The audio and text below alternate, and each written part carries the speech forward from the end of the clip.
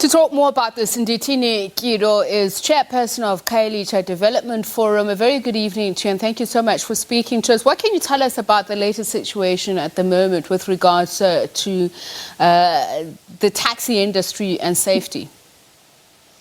Now, look, where we are at Khayelitsha, the situation is very much the same.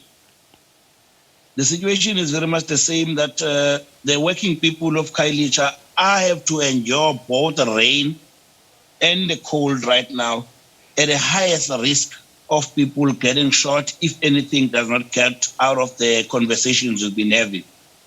But we can report that this morning the Khayelitsha Development Forum, working with other forums across the Cape Metro, we have agreed, we've met this morning with the Codeta, and our colleagues in Nyanga, Guguletu, and Philippi are going to be meeting with Carter on Friday.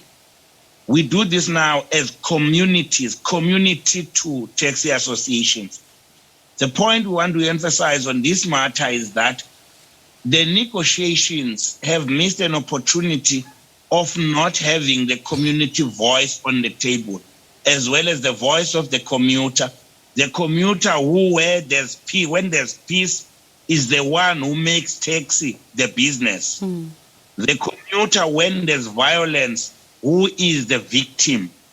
Yet on the negotiation table, that voice was not carried. And we believe that there has been an omission from the side of government.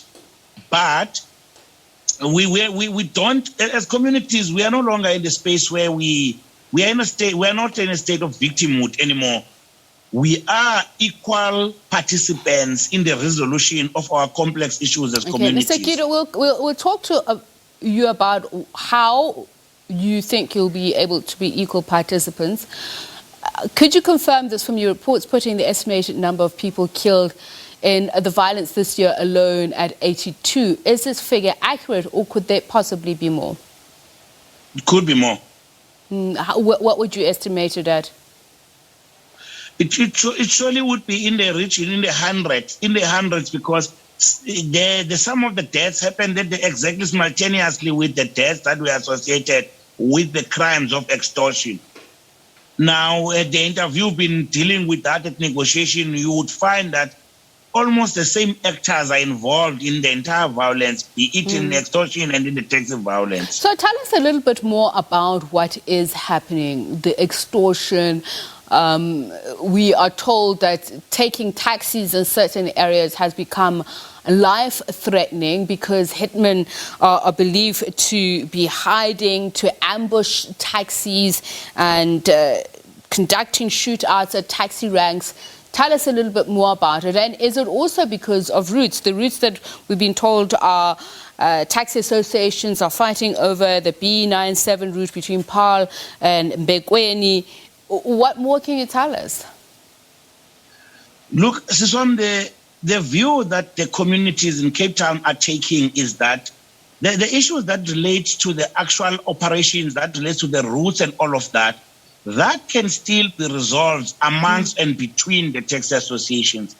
Our immediate call in the entire Cape Metro is the cessation of hostilities, that there must be a silencing of guns. That's the first point. Because we believe strongly as a community that a decent and a sensible taxi business owner can only profit and run a business in a peaceful and a conducive environment. The only people who benefit from mayhem and violence are hitmen and inkabi.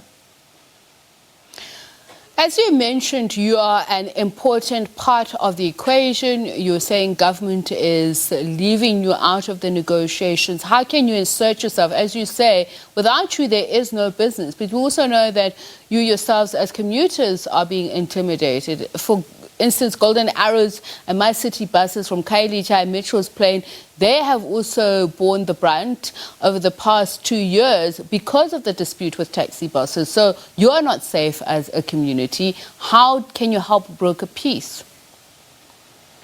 We'll have conversations with government and deal with the matter. We don't understand why would government want to speak alone? Because at the end of the day, you cannot be sticking to legal rigidity or regulation rigidity in dealing with these complex community matters. But we are saying the voice of the community and that of the commuter matters, because these are the people who are ravaged by the violence that is taking place between these two taxi associations. But Mr. Tyido, I want to understand what makes it complex. If you were to say to government, to taxi associations, to say this is the solution and this is how we go about it, what would you say to them now?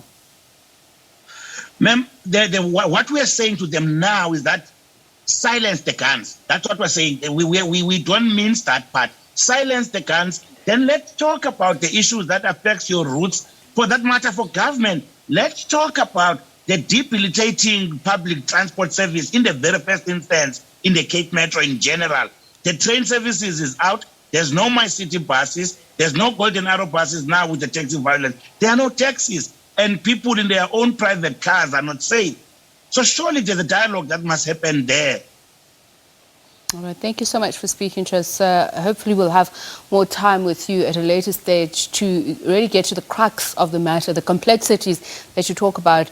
Ndithini Tyido is chairperson of the Khayelitsha Development Forum. So that's what's happening on the news front.